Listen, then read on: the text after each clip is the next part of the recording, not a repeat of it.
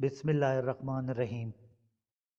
رسول اللہ صلی اللہ علیہ وآلہ وسلم نے فرمایا، جو مر گیا اور تین چیزوں یعنی تکبر، مال غنیمت میں خیانت اور قرض سے بری رہا، وہ جنت میں داخل ہوگا۔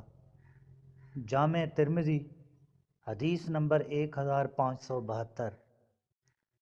رسول اللہ صلی اللہ علیہ وآلہ وسلم نے فرمایا، جس کے جسم سے روح نکلی اور وہ تین چیزوں یعنی کبر، غلول اور قرض سے بری رہا، وہ جنت میں داخل ہوگا۔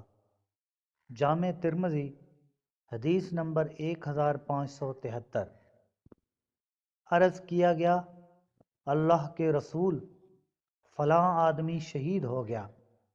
آپ نے فرمایا، ہرگز نہیں، میں نے اس عبا یعنی کپڑے کی وجہ سے اسے جہنم میں دیکھا ہے جو اس نے مال غنیمت سے چرایا تھا۔